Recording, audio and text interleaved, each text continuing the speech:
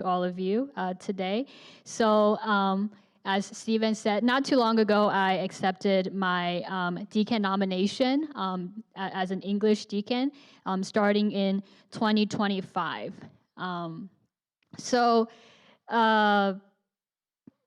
I grew up in this church. I've been here ever since I was a kid. In fact, I was baptized in this church. I got baptized when I was in middle school. But honestly, I never thought that after all of these years, I'd still be here. I'd still be in Richmond. I'm still a part of GCBCR. Well, back then it was called GCBCR. So I can only say that God's ways are higher than my ways, and He often surprises us in life. And so, in my last year of college, as I was planning for my life after graduation, like many of my classmates and friends at the time, I was ready to go work in Northern Virginia.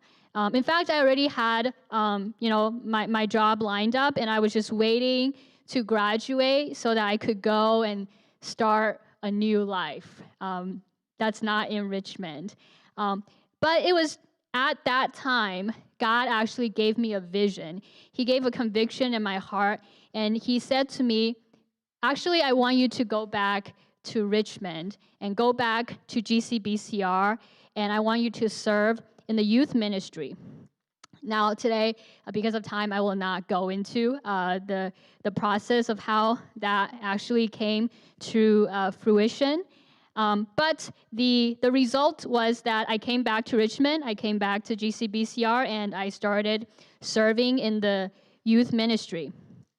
4 years later, fast forward to 4 years later today, I'm still serving in youth ministry. And regarding youth ministry, I also have a lot to share, but I will only share one thing today about it. So I'm very thankful for this ministry because it allows me to fellowship with people outside of my age group, right? So they're youth students, there are a lot of you. So being in this ministry allows me to really get to know you guys and to fellowship with you. And they're also parents, so older adults, parents of youth parents or youth students that I'm able to interact with and get to know as a result of youth ministry. And so I think this ministry has helped me to stay somewhat connected, I guess, with different age groups within our church, within our congregation.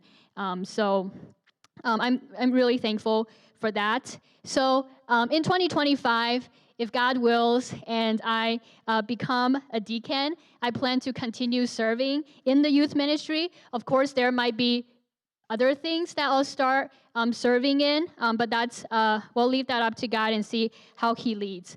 In the end, just wanted to share really quickly 2 verses from John 15. And I think these are verses that God put in my heart as I guess, step out and become a deacon. So this is Jesus speaking. Abide in me and I in you, as the branch cannot bear fruit by itself unless it abides in the vine. Neither can you unless you abide in me. I'm the vine, you're the branches. Whoever abides in me and I in him, he it is that bears much fruit. For apart from me, you can do nothing.